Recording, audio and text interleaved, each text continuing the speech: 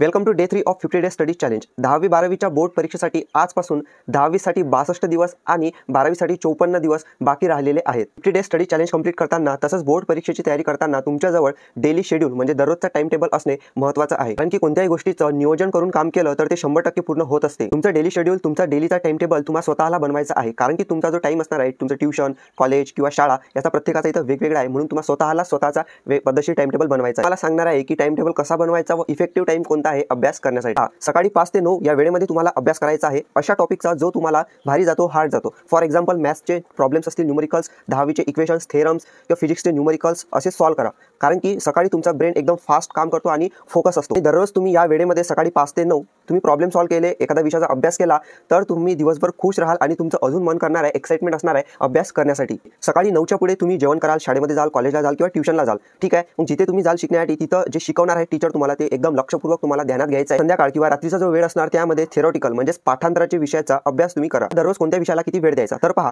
असे विद्यार्थी की ज्यांना फक्त पासिंग काढायची आहे तर त्यांच्यासाठी की त्यांना पूर्ण सिलेबस करायची गरज नाही आहे, तर पासिंगसाठी जेवढे पूर्ण विषय आहेत त्या विषयामधले जे चॅप्टर्स आहेत, जे चॅप्टर करायचे आहेत त्या चॅप्टरच्या दृष्टीने दररोज त्यांना वेळ द्या। तर असे विद्यार्थी की ज्यांना चांगले पर्सेंटेज घ्यायचे किंवा टॉप करायचं आहे तर ते try to cover full syllabus आणि तुमच्या दृष्टीने कोणत्या विषयाला किती वेळ द्यायचा आहे तुम्ही ठरवा। त्यासोबतच कोणत्या दिवशी कोणता सब्जेक्ट करायचा हे सुद्धा तुम्ही ठरवून तुमचा टाइम टेबल बनवा। सर्वांनी अशा प्रकारे अभ्यासासाठी नियोजन करा। आणि एक गोष्ट तुम्हाला सांगतो, जेव्हा मी 10वी मध्ये होतो तेव्हा मी रात्री 11 ते 12 वाजेपर्यंत अभ्यास करायचो, त्यासोबतच सकाळी 4 किंवा 5 वाजता उठून अभ्यास करायचो, कारण की मला फक्त आणि फक्त एकच गोष्ट दिसायची, ते म्हणजे की मला अभ्यास करायचा आहे, कारण की बोर्ड परीक्षा आहे। ओके, ऑल दी बेस्ट, भेटूया डे 4 मध्ये।